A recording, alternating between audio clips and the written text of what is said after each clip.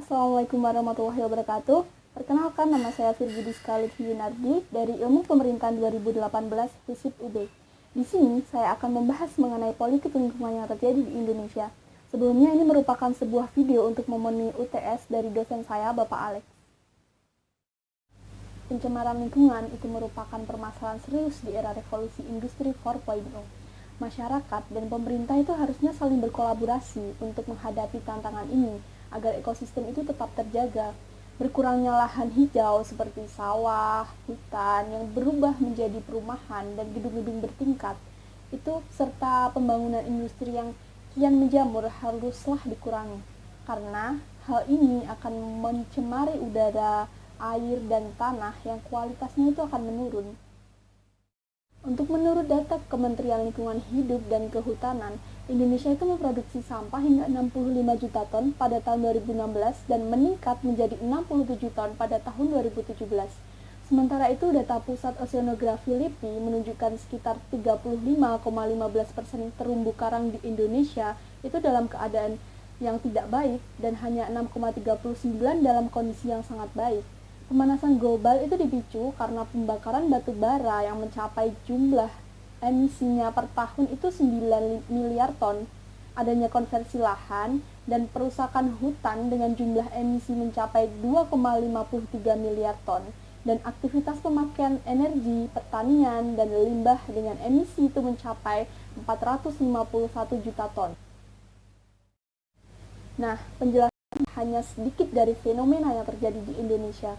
Oleh karena itu, mengapa hari ini menjaga kelestarian alam itu penting dengan cara mengolah limbah dan mengurangi pencemaran lingkungan, supaya hal semacam ini tidak terjadi lagi seperti di daerah Lakardowo yang tercemar akibat limbah B3 dari PT Pria. Nah, dari tadi kita telah membicarakan mengenai pencemaran lingkungan. Lalu sebenarnya apa sih pencemaran lingkungan itu?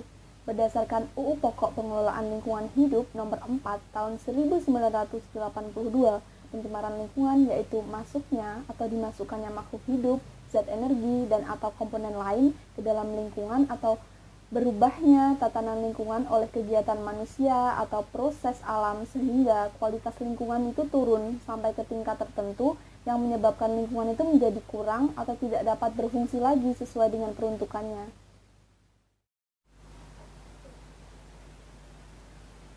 Sebenarnya tahu nggak sih limbah-limbah B3 yang dihasilkan oleh pabrik-pabrik itu larinya kemana? Apakah ada yang mengelola ataukah langsung dibuang begitu saja?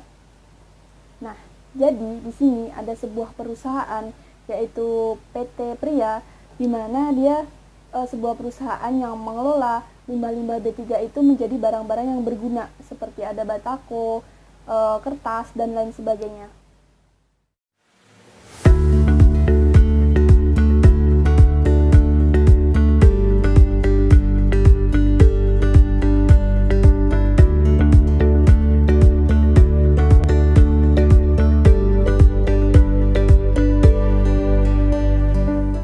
Pertumbuhan industri yang cukup pesat menjadi tantangan terhadap pengelolaan lingkungan yang baik dan benar. Di antara tantangan tersebut, yakni hadirnya limbah dari aktivitas industri. Pemanfaatan dan pengolahan limbah yang benar untuk mewujudkan lingkungan yang lestari tentu bukanlah hal yang mudah. Sebagai perusahaan yang resmi memperoleh izin melakukan pemanfaatan limbah dari pemerintah, PT Putra Restu Ibu Abadi PT Pria senantiasa menjaga kaidah-kaidah pemanfaatan dan pengolahan limbah yang baik dan benar. Didirikan pada tahun 2010 oleh putra dan putri bangsa Indonesia, perusahaan yang bergerak dalam bidang jasa pengangkutan, pemanfaatan limbah B3, dan pengolahan limbah B3. Nah, dari tayangan yang sebelumnya tadi, bahwasanya memang PT Pria itu dia berusaha untuk mengelola limbah-limbah B3 itu menjadi barang-barang yang berguna. Namun pada kenyataannya perusahaan tersebut tidak memikirkan dampak apa yang terjadi pada masyarakat di sekitarnya itu, yaitu masyarakat Lakardowo itu merasakan bahwasanya sumur-sumur air yang ada di rumahnya itu telah tercemar dengan adanya limbah B3 dari perusahaan tersebut.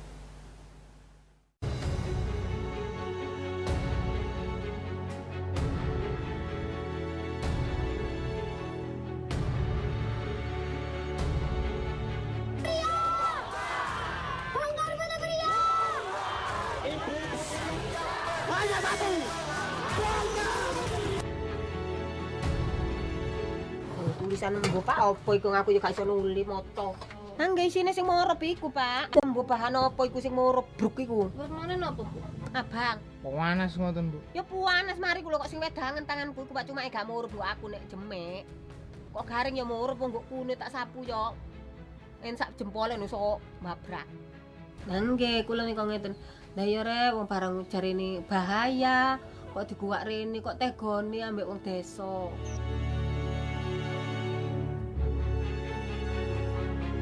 Aliran air tanah tidak terbukti bahwa sumur yang ada di yang apa namanya di dusun Kedung Palang ya. Nah, Kedung Palang itu kualitas airnya dipengaruhi oleh PT Pria itu secara hidrolog.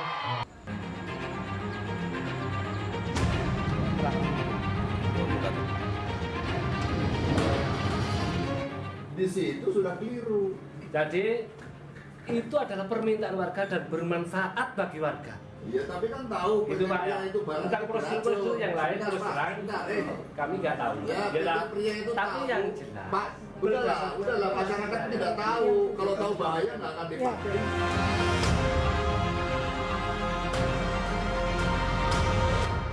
Aku lakar bawa ki bom nae Pak, mati kabeh.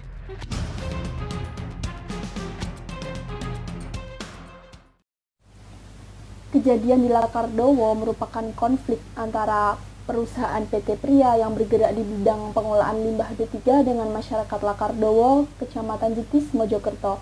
Hal ini dilatar belakangi oleh penimbunan limbah B3 yang dilakukan oleh PT Pria di dekat perumahan warga. Akibatnya warga banyak menderita penyakit seperti gatal-gatal, sesak nafas, serta tanaman mereka itu banyak yang mati. Sehingga warga melakukan protes untuk menutup perusahaan tersebut karena telah banyak merugikan warga setempat. Berkaca dari fenomena yang terjadi di Lakardowo tadi, perlu kita pahami, kejadian semacam ini tidak hanya sekali terjadi di Indonesia. Banyak sekali konflik-konflik lain mengenai permasalahan lingkungan yang telah terjadi di Indonesia. Permasalahan di Lakardowo bukan hanya sekedar sengketa antara masyarakat Lakardowo dan perusahaan PT Pria, tetapi lebih dari itu. Karena melihat diamnya pejabat pemerintah meskipun berbagai upaya telah dilakukan oleh masyarakat. Oleh karena itu perlu akhirnya kita untuk memahami dan mempelajari apa itu yang dinamakan politik lingkungan, supaya kita itu bisa membaca dan menganalisis fenomena pencemaran lingkungan yang telah terjadi di sekitar kita. Berdasarkan konsep ekologi yang telah kita pelajari, masalah lingkungan tersebut karena pemanfaatan dan pengelolaan limbah yang kurang bijaksana. PT Pria itu hanya mementingkan kepentingan ekonominya saja, tanpa memikirkan kondisi masyarakat di sekitarnya itu seperti apa. Dan berdasarkan prinsip pembangunan berkelanjutan, PT Pria itu tidak melaksanakan pembangunan berdasarkan prinsip keadilan sosial, serta tidak memikirkan dampak jangka panjang yang akan dialami masyarakat tersebut. Nah, untuk mengatasi permasalahan-permasalahan lingkungan yang ada, perlu adanya kerjasama dan komitmen antara stakeholder. Diperlukan adanya komitmen antara pelaku usaha atau swasta itu sendiri, yaitu perusahaan-perusahaan, pemerintah, dan masyarakat dalam menjaga kelestarian lingkungan. Nah, sekian video dari saya. Apabila ada kurang lebihnya, saya mohon maaf. Apabila ada kritik dan saran bisa langsung komen di bawah ini. Wassalamualaikum warahmatullahi wabarakatuh.